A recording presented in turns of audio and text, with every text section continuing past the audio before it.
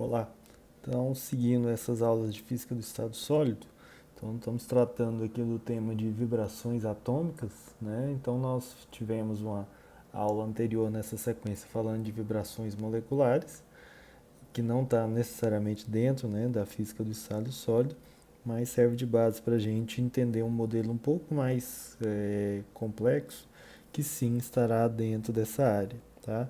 Então o que a gente vai ver hoje são as vibrações em cristais, mas cristais com base em monoatômica. O que quer dizer isso?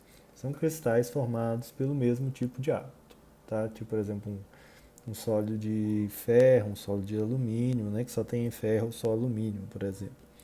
Então, o que eu estou tentando representar nessas imagens que vocês estão vendo, essas bolinhas azuis com essas linhas azuis mais escuros são átomos, tá? E o que a gente então são planos cristalinos, né? Formados por átomos. E o que eu estou representando em azul mais claro também seriam esses átomos, mas em outras posições. Lembrando que a gente está tentando representar aqui são as vibrações cristalinas. Então, o que a gente vai ver aqui, né? Então, primeiramente, tem que mencionar, né, que a gente está nomeando esses diferentes planos cristalinos por esses índices N, tá?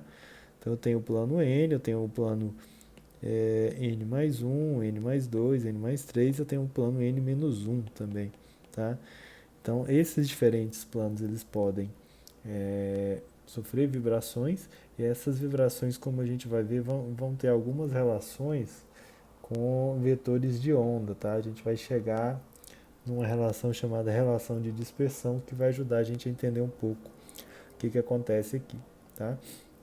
E esses deslocamentos, essas vibrações desses planos, pode ser tanto na direção do plano em si, tá? Como eu estou mostrando, seria nesse caso B aqui, né?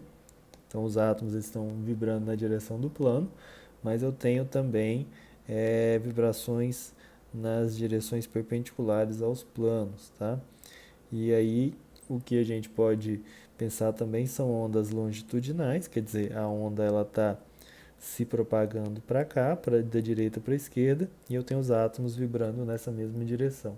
Ou eu tenho ondas transversais, né, que seriam a onda se propaga também da direita para a esquerda, que é o caso B, mas as vibrações são perpendiculares. Tá? Então eu tenho esses dois tipos. Então o que a gente vai fazer aqui é pensar no modelo o mais simplificado possível, né? E lembrando do que a gente comentou na aula anterior, que ainda é válido ainda, a gente fez a gente viu que por o caso de uma molécula diatômica, a gente tinha o potencial em função de x, e a gente viu que ele tinha essa cara aqui, ou melhor, vai abaixo aqui, né? Tinha essa cara, e a gente fez uma aproximação, né, para essa região próxima de x igual a aqui, tá? Então a gente viu que a gente podia fazer uma aproximação parabólica, que é traçar uma parábola aqui, e ela vai sobrepor ao gráfico bem nessa região. E aí a gente viu que fazendo essa aproximação, o potencial ele seria dado por algo dessa maneira, tá? Ele é aproximadamente um V0 mais um termo de segunda ordem, que é 1 sobre 2 C U quadrado. Lembrando que esse U é a posição o U que a gente está falando é a posição atômica, né? A gente definiu ele como sendo em relação ao ponto de equilíbrio. U é igual a x menos a, tá? E esse termo aqui, esse C, né, na nossa expansão, ela é uma derivada de segunda ordem, que faz as vezes aqui de uma constante elástica, tá? Então ele seria D2V du2, tá? Então isso para o ponto em que U é igual a zero, tá? Então a gente fez essa aproximação. O que a gente vai fazer agora é um modelinho mais elaborado um pouco, mas nem tão mais elaborado assim, que a gente vai pensar aqui diferentes átomos iguais, na verdade, unidos por molinhas, no modelo bem simplificado, tá? Então seria isso. Então tem algumas molinhas ali. Os nossos átomos, eles têm massas iguais, eles são átomos idênticos, tá? Tem massa M, M, M por aí vai. nessa minha relação, isso aqui se estende, tá? E aqui também vai se estender. Então tem um conjunto infinito aqui, né, de átomos ligados por essas molinhas cuja constante vale C, tá? E a gente também vai fazer que a distância de equilíbrio aqui, como a gente já mencionou, vale A, tá bom?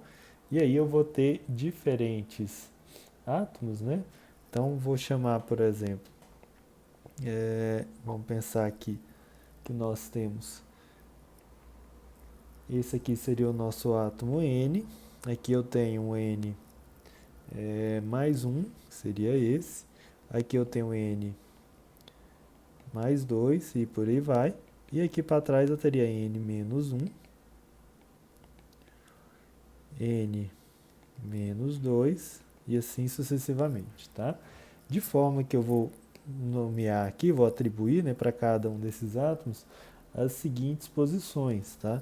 Então, para esse átomo N, ele vai ter a posição U de N, aqui eu vou ter U de N mais 1, aqui eu vou ter U de N mais 2 e por aí vai. Aí do lado de cá eu tenho U de N menos 1, U de N menos 2 e assim sucessivamente, tá? Então, um modelo bem simplificado. São bolinhas presas por molas, tá bom? Então, nesse modelo, né, o que a gente vai poder fazer? Nós vamos escrever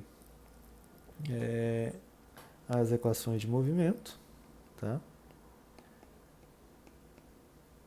Equação de movimento para esse sistema.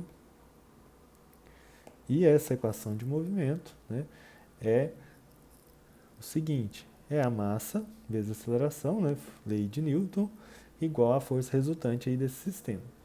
Então, como eu estou nomeando aqui os U's como sendo os deslocamentos atômicos, então vou fazer para o átomo N, tá, que seria esse aqui, vamos fazer de uma cor diferente, que não aparece ali,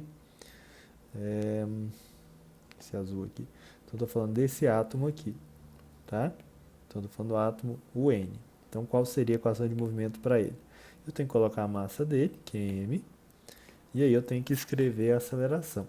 A aceleração dele eu posso escrever como sendo d2UN dt2, tá? E eu tenho que escrever também a força que ele sofre. A força que ele vai sofrer, né, nesse enésimo átomo, vai ser a constante, né? Lembrando lá de mecânica 1 dos cursos básicos, força é igual a gente pode pensar como uma força elástica, né, como sendo K vezes X. Tá? Aqui eu não vou usar o K porque esse K vai se confundir com o nosso vetor de onda. Tá bom? Então a força que é proporcional ao deslocamento. Ou melhor, a deformação da mola. Né? Então aqui como que eu vou colocar? Então a minha constante vai ser o C, que é aquela derivada segunda do U, em relação a U igual a zero. E aí eu vou escrever eu tenho que escrever o x, né, que seria o deslocamento. O deslocamento desse átomo, o que a gente vai ter que considerar são duas coisas. A gente vai ter que fazer a distância em relação a essa ligação aqui, ó, do átomo N mais 1 com o átomo N. Então aqui vai entrar U de N mais 1 menos U de N, tá? Que é a deformação daquela mola. E aí a gente vai ter que fazer também, né, a mesma coisa para essa segunda ligação aqui. Lembra que eu estou falando do átomo N, então tem que fazer essa. Quem seria essa? Seria a deformação do U de N menos U de N menos 1. Tá? Então, para o átomo N seria essa a equação de movimento. Quando eu vou para o átomo N mais 1, né, eu vou ter que acrescentar 1 aqui, então ficaria mais 1 aqui, aqui ficaria N mais 2 menos N mais 1, e aqui ficaria N mais 1 menos N, tá? Então isso é uma sequência, já que eles estão ligados, tá bom? Então essa é a nossa equação de movimento, né? E o que a gente vai fazer aqui é propor uma solução para ela. A gente vai chutar soluções similares às soluções de problemas de oscilação ou de ondas, que as soluções são similares, a gente sabe disso. Então, a solução que a gente vai chutar aqui é algo da seguinte maneira. Esse U de N, essa posição, ela depende de x e de t, tá? Já que a gente pode ter algumas oscilações independentes da posição, né? E ela vai ser dada por uma função U de k, esse k é número de onda, em que eu tenho, é vetor de onda, desculpa, I k vezes x, né? Só que como eu tenho um sistema em que as posições elas sempre aumentam A, aqui é A, aqui para cá é mais A, daqui para cá seria A e assim sucessivamente, né? Então, esse x que eu coloco aqui da solução, né, eu posso já escrever ele como sendo, já que é para o átomo N, N vezes A. Tá? Deixa eu fazer de preto, Na. Então, essa é uma solução que a gente vai propor para o nosso sistema. E aí, fazendo isso, o que a gente faz? A gente substitui na nossa expressão.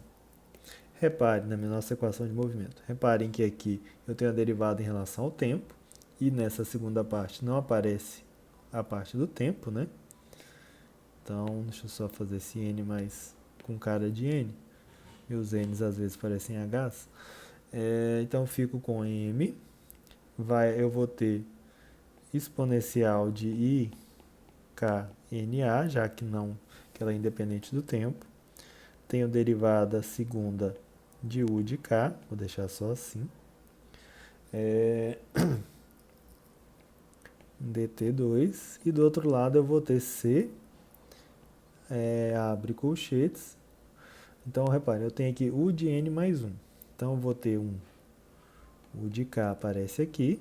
E aí, quando eu substituir N mais 1 aqui, ó, eu vou ter IK N mais 1 vezes A, menos U de K exponencial, agora eu estou fazendo para o N, né? Então, vou ter IKNA, tá ok? Aí eu vou ter, né? O que vai acontecer? Vai ser menos U de N, então abre aqui, vai ser UK e IKNA, menos N menos 1. Então vai ser menos U de K e I K N menos 1 vezes A. Tá? Então, nessa expressão, deixa eu só fazer ela mais para o canto aqui para caber em uma linha só. Eu tenho isso, IKNA, e eu vou escrever essa derivada segunda aqui, ó, em relação ao tempo, como o dois pontos, tá? Essa notação é bem utilizada por aí. Aí eu vou ter que C, então eu vou ter do primeiro termo U de K, exponencial, vou separar, tá? Quando eu fizer a separação, eu vou ter IKNA vezes IKA, quando eu separar isso aqui, ó, fazer a distributiva. Aí eu tenho aqui para o outro U de K, aí fica exponencial de IKNA. Aí eu vou ter menos, então esse termo aqui vem negativo, U de K, né? E IKNA. E para o outro aqui eu vou ter menos, com esse menos vai dar mais, né?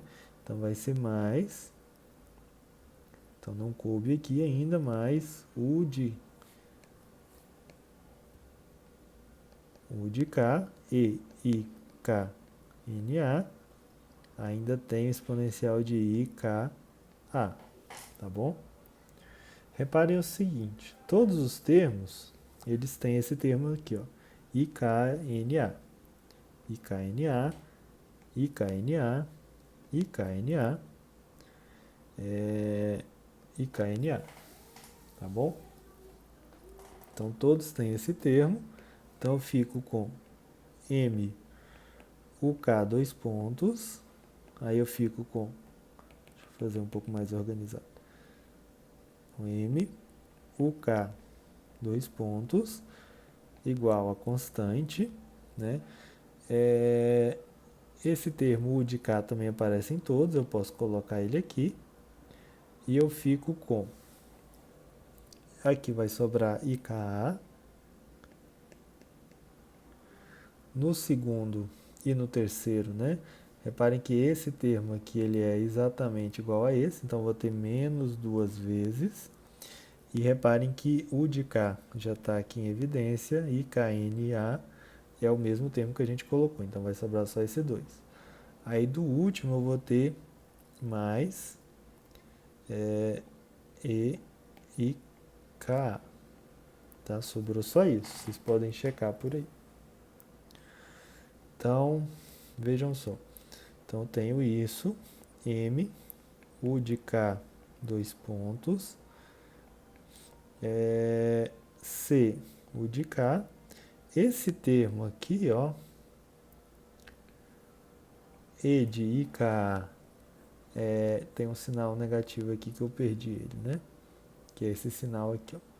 Então, esse aqui é negativo aqui, ó. Tô esquecendo. Então, aqui é negativo.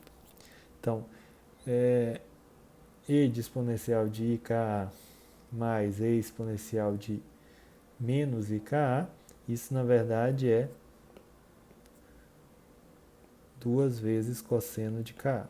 Duas vezes cosseno de Ka pelas relações lá da parte complexa, né? Isso é mais menos IK, tá bom?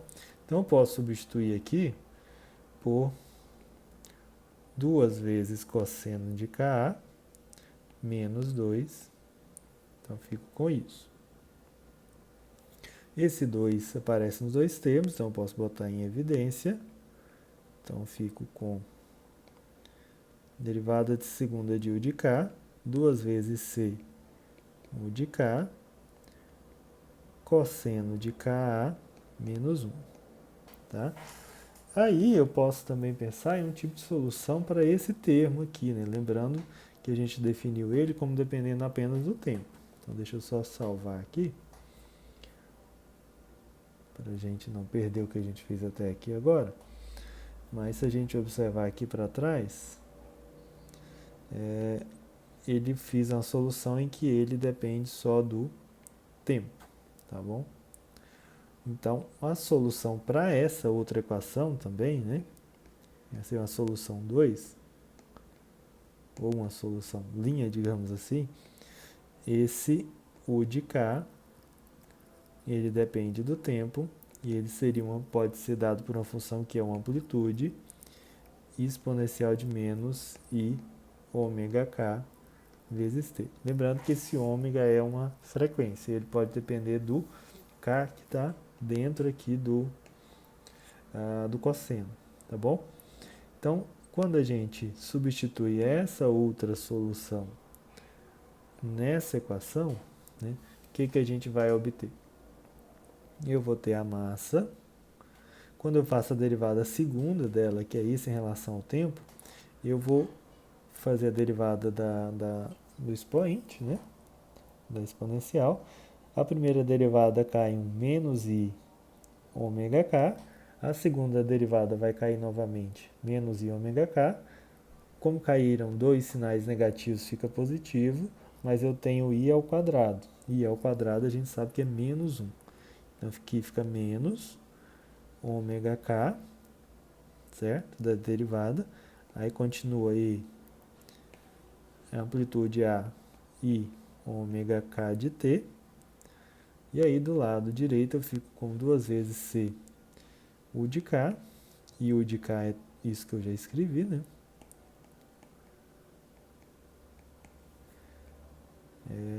Cosseno de Ka menos 1. Tá? Reparem, podemos cortar isso com isso. e eu fico com menos ômega k, que é m ômega k, que é a frequência, 2c, né? E eu fico com cosseno de k a menos 1. Eu tenho um sinal negativo aqui do lado esquerdo, que eu posso botar ele aqui para dentro e fazer uma inversão desses dois termos. Então, eu fico com m ômega k igual a 2c. E aí eu inverto, faço 1 menos cosseno de k vezes a. E aí, o ômega ao quadrado aqui, né? Eu estou esquecendo do quadrado desse ômega aqui. Deixa eu ver se ele veio aqui. Não, não veio. Esse ômega ao quadrado, tá? Vocês tentaram avisar e eu não ouvi. Então, fica ômega k ao quadrado igual a 2c sobre m. 1 menos cosseno de k. E de forma que esse ômega de k vai ser raiz quadrada de 2c sobre m. Vou colocar assim, 1 menos cosseno de ka, vou botar elevado a meio aqui. Tá? Então, essa relação ela nos dá a frequência em função de outras variáveis aqui, né? Quem que aparece? Que frequência que eu estou falando, primeiramente, né? É a frequência de vibração desses átomos, né? Que são, no nosso modelinho simplificado, bolinhas presas a molas, né? Então, elas vão depender da constante, que é o C, e da massa, certo? Nesse modelo monoatômico. Vão depender também da separação entre essas massas, que é o A, né? E depende do K, né? Esse nosso K, ele é o nosso vetor de onda. É um vetor que aponta na direção, nesse caso, né, de propagação da nossa onda. Ele é um vetor mesmo, tá? Tem algumas regrinhas para definir ele, mas a princípio é isso. E essa relação que a gente chegou aqui, ela tem um nome também, que é relação de dispersão, tá? Então, é uma relação da frequência em função do vetor de onda. E ela tem importância para a gente porque ela depende basicamente desse vetor de onda, né? Então, dependendo desse vetor de onda, que dentro da cristalografia ele é 1 sobre o comprimento de onda, então dependendo desse valor, nós temos frequências distintas, tá certo? Então, se a gente fizer um gráfico desse ômega, né? Vamos fazer aqui. Ômega de K em função do K, o que nós obtemos, né? Então, reparem aqui na nossa relação o seguinte. Quando o K é zero, né? Eu vou ter cosseno de zero, que é 1. Aí eu tenho 1 menos 1, vai dar zero. Então, o nosso ômega de zero, ele começa do zero, tá? Quando eu tiver o cosseno, né, dando π, né? Então, o cosseno de π, ele vai dar menos 1. Com esse sinal negativo, vai dar mais 1. Então, eu vou ter 1 mais 1 vai dar 2 dentro da raiz, tá certo? Então, vai estar dentro da raiz, né? E esse raiz de 2 pode ser multiplicado por esse 2, vai dar um raiz de 4. Então, o máximo que a nossa função atinge, que a gente pode falar, é esse valor aqui, ó, que seria raiz de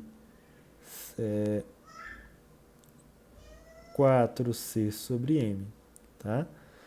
Então, ele é o máximo valor, né? E a gente vai ver para onde que ele atinge. Então, essa nossa função, a gente vai ver, ela tem essa cara aqui. Quando que ele atinge o máximo? Quando K vezes A é igual a π. Então, se a gente fizer aqui, ó, K vezes A é igual a π, então o resultado que a gente tem é que o K tem que valer π sobre A. Então, esse valor aqui é π sobre A. Tá? Se a gente fizer o contrário também, se a gente colocar esse K como sendo menos π também vale, cosseno de menos π também vale menos 1, então a gente vai ter o máximo também. Então aqui do outro lado, vamos tentar plotar aqui, onde a gente tem menos π sobre a nossa função também vai ter o mesmo valor.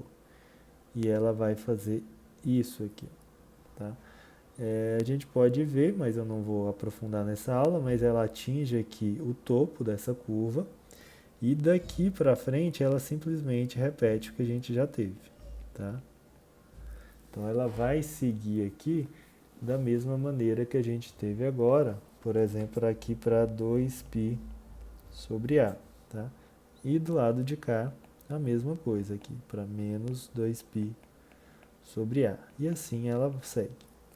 Lembrando que o máximo que ela atinge é esse valor.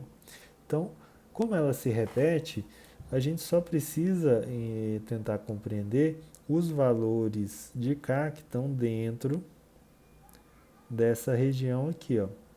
E essa região a gente dá um nome para ela porque ela tem essa importância, tá? E esse nome ele aparece bastante dentro da física do estado sólido, que é a nossa primeira zona de Brillouin. Escreve assim, primeira zona de Brillouin, tá? Então, nesse intervalo de menos, a gente tem o K, né? Entre menos π sobre a até π sobre a, tá ok? Então, esse aí é o nosso conceito aí de primeira zona de Brillouin. Se a gente observar também, deixa eu salvar aqui para não ter muito problema na hora de voltar. Vamos voltar aqui. Deixa eu mostrar algo para vocês. Então, nessa solução aqui, ó. Então, aqui eu tenho o deslocamento, né, do átomo N. Né, reparem que ele tem essa relação. Se a gente fizer uma razão entre deslocamentos dos átomos sucessivos, então a gente vai ter uma diferença de fase, tá? Deixa eu escrever aqui.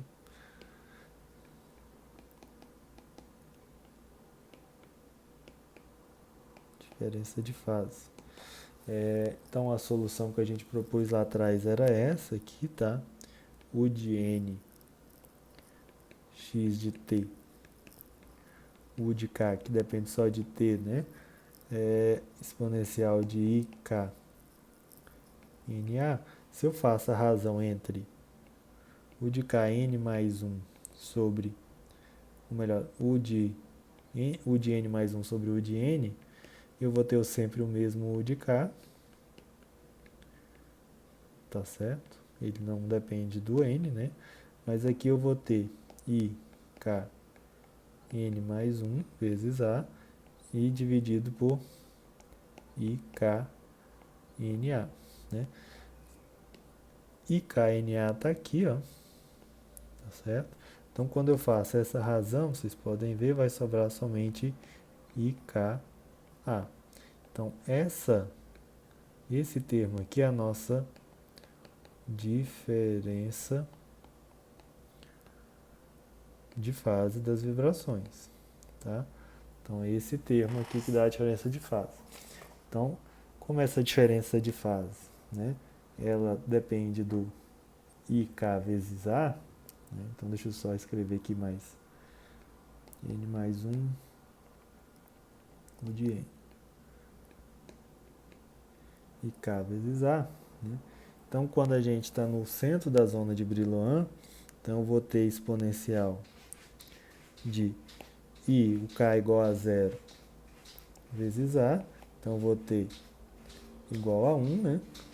Então, o que, que a gente tem? A gente tem U de N mais 1 igual a U de N. Então, a gente está eles estão vibrando em fase, né? Mas se eu tiver, por exemplo, a outra situação, né, U de N mais 1 Se eu estiver na borda da zona de Brillouin, eu vou ter I π sobre A vezes A, ou menos π sobre A vezes A vai dar a mesma coisa. Então, corta esse com esse. Eu vou ter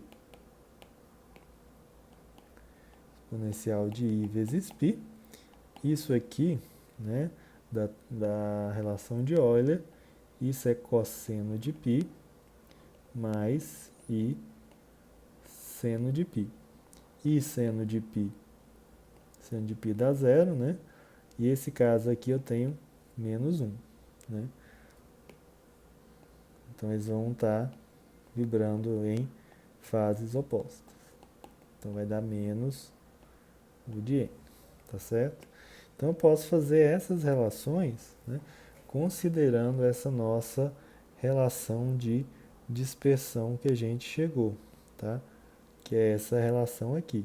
E isso considerando que toda informação ela se encontra nessa região de menos π sobre A até mais π sobre A, isso para os valores de K, né, o vetor de onda, que a gente chama de primeira zona de Brillouin.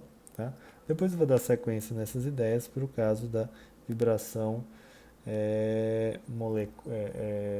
cristalina, né, mas para uma base diatômica, com dois átomos diferentes. Tá certo? Então é isso.